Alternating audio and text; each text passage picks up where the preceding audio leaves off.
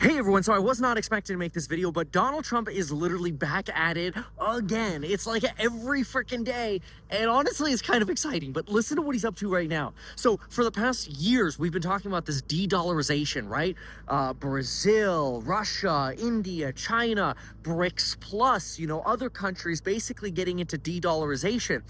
China, for example, striking a deal with the Saudis to start settling oil trades, not in the US dollar, which is normal, but instead in the renminbi, the Chinese yuan. This is like, these are early steps to de-dollarization, getting away from the US dollar, which is bad. We want strong dollar. Well, Donald Trump, there are some incentives and reasons you would want a weaker dollar because you get international competitiveness, but you want other countries using the dollar because when other countries use the dollar, they buy US reserves because they've already got the dollar, and for other reasons, when they buy US reserves, they create perpetual demand for US treasuries, which lets us print more money because people are buying our debt.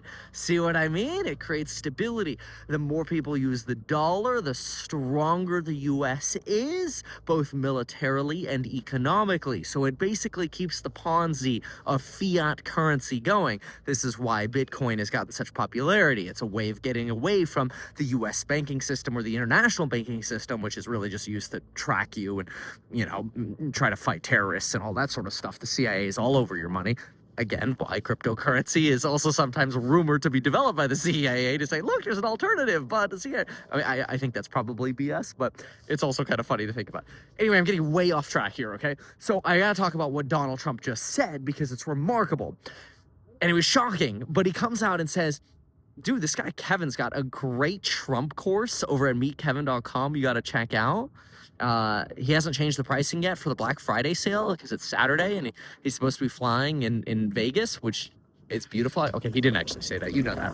No, Donald Trump, oh, this is going to suck. Donald Trump came out and just said any country that tries to de-dollarize will be subject to a 100% tariff. Now, this is fantastic news for two different reasons. Number one, it suggests that the 100% tariff might not actually happen if countries are willing to just back off this de-dollarization trend, which sounds a little bit like our Treasury appointee saying, hey, why don't you just use that 100% tariff threat as a threat to make sure people don't de-dollarize, but then we don't do the tariff threat, or we don't actually follow through with those tariffs because they'll cause that Trump inflation people are worried about. And this way we could get U.S. Treasury yields to come down. U.S. Treasury bonds, the value of the bonds, you could buy those like ticker TLT. Okay, I'm biased with that, but ETF has an average duration of median duration, I think is about 25 years or so.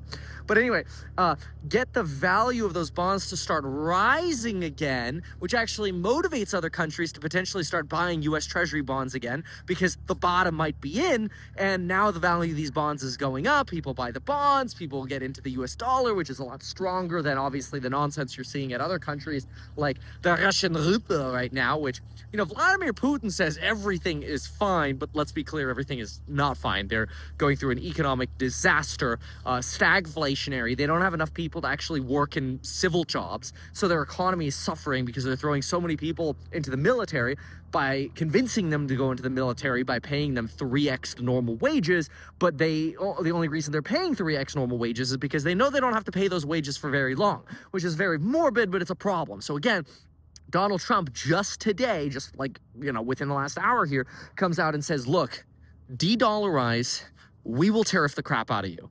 And honestly, I love it because this is great for, again, demand for U.S. treasuries. Love that, but also stability for the US dollar and keeps that US strength, that US exceptionalism going. Now, keep in mind, a strong dollar does unfortunately hurt some of the companies that sell a lot of stuff overseas. So, for example, Tesla gets about 20-25% of its revenue from China. When that money comes back to be recognized as earnings in the United States, it's a little lower.